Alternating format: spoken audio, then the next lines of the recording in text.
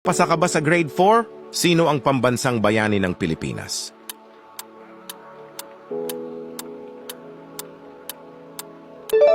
Ang sagot ay B. Jose Rizal.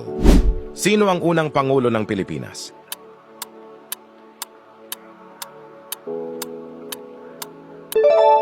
Ang sagot ay C. Emilio Aguinaldo. Ano ang tawag sa makasaysayang dokumento na nilagdaan noong June 12, 1898?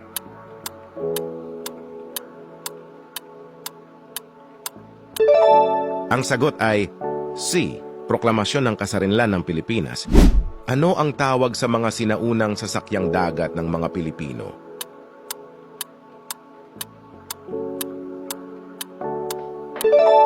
Ang sagot ay A. Palangay. Sino ang kilalang ama ng wikang pambansa?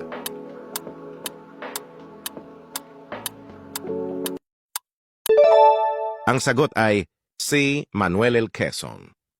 Tanda mo pa ba ang mga ito?